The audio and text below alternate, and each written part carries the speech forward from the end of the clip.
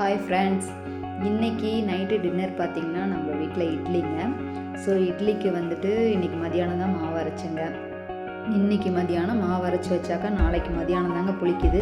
அதனால் நான் என்ன பண்ணேன், பழைய மாவு இருந்தது கொஞ்சம்.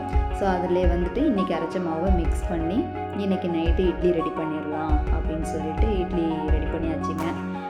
இப்போ எங்கள் சேனல் வந்து நாங்கள் புதுசாக ஆரம்பிச்சிருக்கிறதுனால நிறைய பேர் பார்த்துட்ருக்கீங்க, லைக் போட்டுட்ருக்கீங்க. லைக் இது வரைக்கும் போட்ட எல்லாருக்குமே ரொம்ப நன்றி. மேலும் மேலும் எங்கள் சேனல் வந்து ரீச் ஆகணும் அப்படின்னு சொல்லிட்டு நான் சாமிகிட்ட ரொம்பவே வேண்டிகிட்டு இருக்கேங்க. இன்றைக்கி மார்னிங் வீடியோ நான் எடுக்க முடியலங்க. என்னோடய மொபைல் கொஞ்சம் ப்ராப்ளமாக இருக்கிறதுனால மார்னிங் வீடியோ என்னால் எடுக்க முடியல. அப்புறம் என் ஹஸ்பண்ட் வந்ததுக்கப்புறம் தான் நான் அவங்க மொபைலை வாங்கி வீடியோ எடுத்துகிட்ருக்கேங்க. என் பையன் தான் வீடியோலாம் எடுத்துகிட்டு எடிட் பண்ணுறதெல்லாம் என் பையன் தான் எனக்கு பண்ணி கொடுத்துட்ருக்காங்க. இப்போ பார்த்தீங்கன்னாக்கா இட்லி ரெடி பண்ணி வச்சுட்டு அதுக்கப்புறம் சட்னி முன்னாடியே செஞ்சு வச்சுட்டாங்க. இது வந்து வேர்க்கடலை சட்னிங்க. கொஞ்சமாக தேங்காய், வேர்க்கடலை, புளி, வரமிளகா, பூண்டு எல்லாம் போட்டு உப்பு போட்டு அரைச்சிட்டு நம்ம கடுகு, உளுத்தம்பருப்பு, கருவேப்பிலை போட்டு தாளித்து வச்சுட்டாங்க. இந்த சட்னி ரொம்பவே சூப்பராக இருக்குங்க. இட்லிக்கு ரொம்ப நல்லாயிருக்கும். இந்த சட்னி சுட சுட இட்லியோட நல்லாவே இருக்கும். அடுத்து பார்த்தீங்கன்னாக்கா நான் மாவு அரைச்சேன்னு சொன்னேன் இல்லைங்களா, அதுலேருந்து அரிசி மாவு மட்டும் ஒரு 2 கை அள்ளி வச்சுக்கிட்டேங்க. உளுந்து மாவு கிடையாதுங்க, அரிசி மாவு மட்டும். அந்த அரிசி மாவில் பார்த்தீங்கன்னாக்கா மிளகு, ஜீரகம், உப்பு மிக்ஸ் பண்ணி, மிளகு ஜீரகம் பொடி பண்ணிவிட்டு அதில் உப்பு மிக்ஸ் பண்ணி அதை போட்டுக்கிறேங்க. அதுக்கப்புறம் 1 கப்பு தேங்காய், துருவன தேங்காய், அதையும் போட்டு நல்லா மிக்ஸ் பண்ணி எடுத்து வச்சுட்டேங்க. இது எதுக்கு அப்படின்னு பார்த்தீங்கன்னாக்கா தோசை ஊற்றி கொடுக்கறதுக்குங்க. மிளகு தோசை இது ரொம்பவே சூப்பராக இருக்குங்க.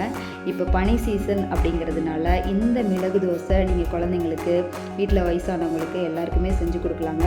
த்ரோட் இன்ஃபெக்ஷன் இல்லாமல் இருக்கும். கோல்டு இருக்குது, இருமல் இருக்குது அப்படின்றவங்களுக்கு இது கொஞ்சம் நல்லா இருக்குங்க. இந்த தோசை நல்ல வாசனையாக டேஸ்டியாக சூப்பராக இருக்கும் இந்த தோசை. எங்கள் வீட்டில் எங்கள் பசங்க எல்லாருமே விரும்பி சாப்பிடுவாங்க. அப்புறம் பசங்களுக்கு ஈவினிங் வந்து வேர்க்கடலை பாயில் பண்ணி கொடுத்தேன். ஸோ அது கொஞ்சம் மீதி இருந்தது. அதுக்கப்புறம் பார்த்தீங்கன்னாக்கா இந்த தோசை வந்துட்டு சரி டேஸ்ட்டாக இருக்குங்க. நான் எப்போவுமே மாவாட்டுறப்போ கொஞ்சம் எடுத்து வச்சுக்கிறது இந்த மிளகு தோசைக்காக. எங்கள் பொண்ணுக்கு வந்து ரொம்பவே இந்த தோசை வந்து லைக் பண்ணி சாப்பிடுவாங்க. இந்த மிளகு தோசையில் தேங்காய் துருவல் போட்டுக்கிட்டிங்க அப்படின்னாக்கா ரொம்பவே நல்லா இருக்குங்க. அதுக்கப்புறம் இட்லி ரெடி ஆகிடுச்சு. சரி எல்லாத்தையும் எடுத்து வச்சிடலாம் அப்படின்னு சொல்லிட்டு எடுத்து வச்சிட்ருக்கேங்க. பாப்பா வந்து டியூஷன் போயிருக்காங்க. ஸோ அவங்க 8:30க்கு வந்துடுவாங்க. சரி எல்லாருக்கும் டிஃபன் கொடுத்துட்டு சாப்பிட்டு பாத்திரம்லாம் தேய்ச்சி வச்சுட்டு படுக்கிறதுக்கு 10 o'clock ஆகிடுங்க. மறுபடியும் மார்னிங் ரொட்டீன் ஆரம்பிக்கணுங்க. இந்த மிளகு தோசை சொன்னேன் இல்லைங்களா, இது பார்த்திங்கன்னா நாங்கள் சின்ன பிள்ளையாக இருக்கிறப்போ எங்கள் அம்மா வந்துட்டு மதியானம் இல்லை சாயங்காலம் அந்த டைமில் மாவு அரைப்பாங்க. மாவு அரைக்கிறப்போ பார்த்தீங்கன்னாக்கா இதுலேருந்து அந்த அரிசி மாவுலேருந்து நல்லா குறக்குறன்ட்டு இருக்கிறப்போ ஒரு 4-5 கை அள்ளி வச்சுக்குவாங்க மாவு. அள்ளி வச்சுட்டு இதே மாதிரியே மிளகு, ஜீரகம் பவுட்ரு பண்ணி போட்டுட்டு உப்பு போட்டு தேங்காய் துருவல் போட்டு ஈவினிங் ஸ்நாக்ஸாக எங்களுக்கெல்லாம் செஞ்சு கொடுப்பாங்க. நாங்கள் ஸ்கூல் விட்டு வந்தோடனே பசியாக இருக்கும் இல்லைங்களா, அப்போது வந்து ஈவினிங் ஸ்நாக்ஸாக செஞ்சு கொடுப்பாங்க. ரொம்பவே டேஸ்ட்டாக இருக்கும். அதுக்கு சைடிஷ்லாம் நாங்கள் எதிர்பார்க்கவே மாட்டோம். ஆளுக்கு ஒரு அடை தட்டி கொடுப்பாங்க. அதாவது கெட்டியாக மாவு வச்சுட்டு அடை மாதிரி தட்டிடுவாங்க. நான் வந்து தோசையாக ஊற்றினேன் இல்லைங்களா, நான் வந்து மாவு கொஞ்சம் தண்ணியாக கரைச்சிட்டு தோசையாக ஊற்றிக்கிட்டேன்.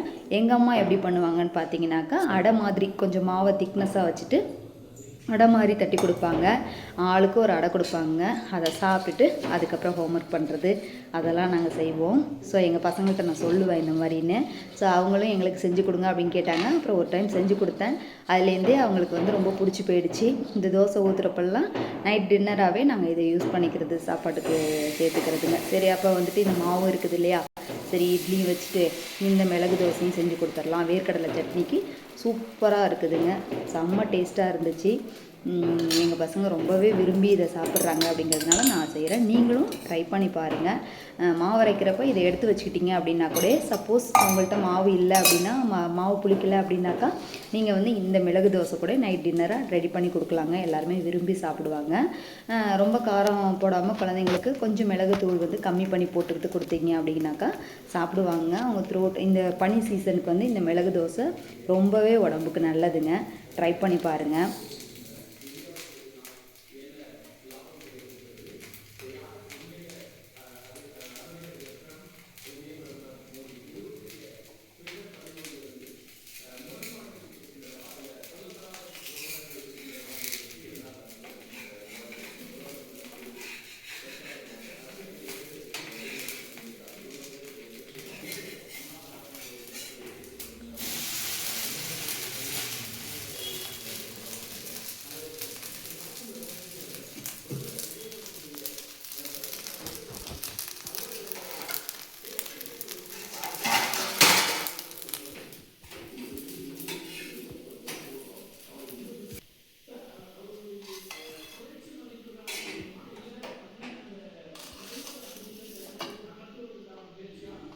ஓகே ஃப்ரெண்ட்ஸ், இன்றைக்கி நைட்டு டின்னர் எங்கள் வீட்டில் பார்த்தீங்கன்னா மிளகு தோசையும் இட்லியும் வேர்க்கடலை சட்னியும் தாங்க எங்கள் வீட்டில் நைட்டு டின்னர். ஸோ நாங்கள் வந்து ரொம்பவே ஜாலியாக என்ஜாய் பண்ணி சாப்பிட்டோம்.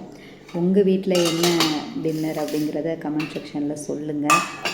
எங்கள் சேனலுக்கு லைக் பண்ணுங்கள், ஷேர் பண்ணுங்கள். உங்களோட ஆதரவு எங்களுக்கு எப்பொழுதும் வேணுங்க. நாங்கள் அதை எதிர்பார்த்துக்கிட்டே இருக்கோம். ஓகே ஃப்ரெண்ட்ஸ், பாய். நெக்ஸ்ட் வீடியோவில் பார்க்கலாம். Okay, bye friends.